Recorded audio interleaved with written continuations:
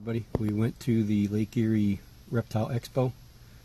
This is a new enclosure setup. You can see the isopods in there. There are some springtails also. Stay tuned to see who's going in here.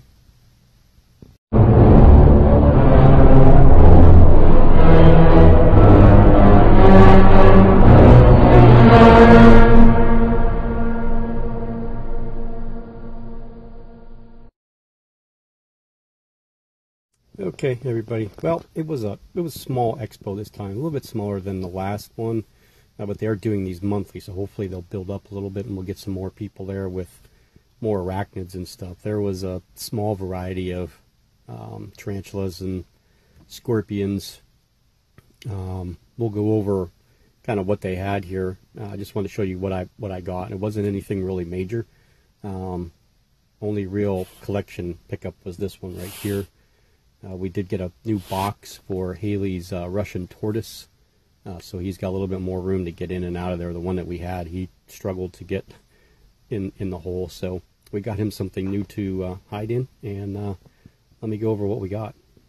Okay, so we'll start out with the obvious stuff. I got a thing of whatever they're called, you know, those things, wingless fruit flies, or flightless fruit flies, I should say.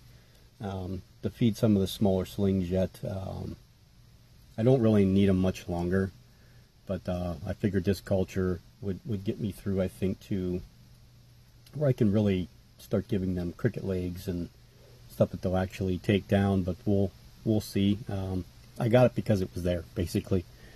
And the same place I got that, I got these, and this is a springtail culture. I don't know how well you can see them running around in there. There you go. I already took some of these out and put them in that enclosure that you saw in the intro. So I got those two at the same place. I really only got the fruit flies because I got these. I wanted more isopods, but they were out of isopods. Nobody had isopods. So he'll be back every month. So I'm going to look at getting, I'm going to actually try and get a hold of him and then have an order set up. So I can get a couple hundred of the isopods already set and ready, and then he'll just bring them up for me. We got those, and then I got these. I hate crickets, but I got them for the geckos, really, because one of my geckos just absolutely loves crickets and doesn't really want to eat much of anything else. All three of those are getting fed today, so they'll get some crickets and some mealworms. I also picked up some more mealworms and waxworms when I was at Walmart the other day, just because I walked through the sporting section there and the refrigerator where the worms are.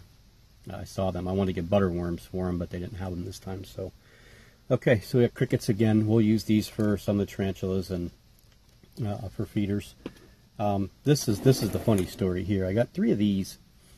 There's 100 in each one, so there's roughly 300 superworms in here, and I wanted to get about 500 of them. Was my goal, was between 500 and 1,000 of them, get me through the winter and probably most of spring. But so I went and I was talking to a lady. She didn't have a lot of stuff. She just had these and roaches and some hornworms, I think. So I got these because they weren't that bad, $5 a piece. I don't think was really all that expensive for them. But when I walked around a little bit more in the back table, there was a place that had a box of 1,000 of them for $16. So I got 700 less for $1 less than getting 1,000 of them. So I'll probably do that in the November show. Would be my goal, is to get another container of maybe 1,000 of these, and that'll keep me going for quite a while. So that's really the gist of the small stuff. So we did just get the one spider, and actually what they had, you can see it's a tiger, so it's a Cereopagopus paganus. What they had, tarantula-wise, was pretty limited. There was someone, I wanted to get the Nandru chromatus that he had last time there, and somebody bought it just before I got to the table. There were feather-legged baboons, the Stromatopelma calceatums. There was a bunch of Aphonopelma simoni juveniles. Your curly hairs, bunch of avicularia species. There was one Brachypelma hamori that I'll probably consider maybe at the next show. I don't know. It's already set up in a nice critter keeper, has a beautiful home. It's probably about an inch and a half long, so I don't know. $45 isn't too bad of a price for it, especially when it comes with the whole enclosure. And then they had a bunch of Hottentotta babies, tons of them for $5 a piece. It wasn't really all that bad, but I have one that hopefully will just birth on its own. And then they had a couple. Well, they probably had about, I'd say about 100 babies and probably 10 juvenile the Hottentottas. And then they had one death stalker there. I don't know which one.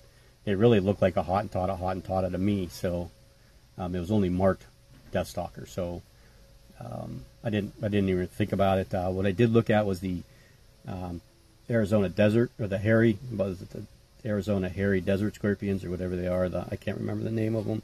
They had 2 of them, nice size, but I know what those need, and they need something a lot bigger than what I'm willing to provide right now, because they do like to excavate a lot, and they do like to move around. So I went back to the front, and I found this, and there was 2 Thai tigers there. There was one that was much bigger than this one, and it ended up being a mature male. We looked at it, hooked out and everything. And then this one's a little bit smaller. And I was talking to Peyton, because Peyton from Peyton's Tarantulas was there too, with one of the girls that works at Buzzin' Bees. So I know what she got, but maybe she'll put it in her next spooktacular video. Yeah, what she got was kind of cool. It was really cool. But anyway, we were talking about this, and I was like, oh, I'd really like to get this. And she's like, well, you can get it. That way I won't want to get it. So I ended up getting it, and that was really it. So I'll show you.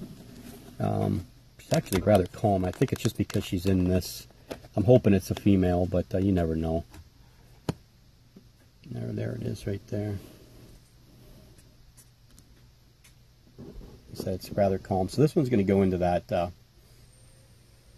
enclosure that you saw earlier. We're going to get her in there now, and then we'll see what she does in that in the next couple days. And the normal, typical reptile dealers with bark chips and crap inside there for them. So I'm hoping that she'll get into that thing and then settle down right away.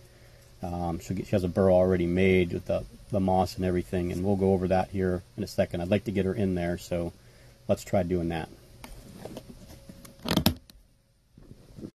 Yeah, she's pretty lively, as you can see. Yeah, she's not happy about trying to get out of there, so typical Cereopagopus haplopelma Asian species. There we go.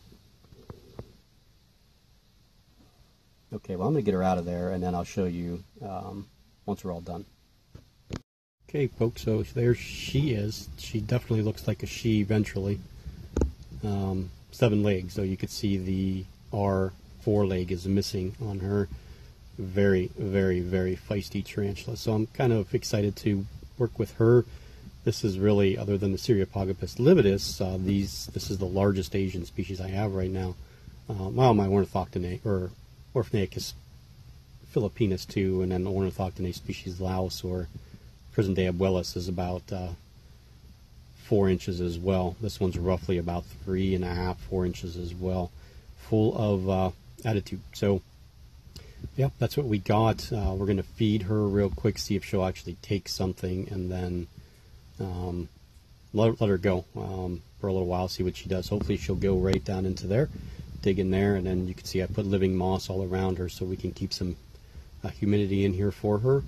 And excited to have a new Asian species that I didn't have before, and another Cereopagopus species. So thanks for watching, and we'll see everybody in the next video, and happy keeping.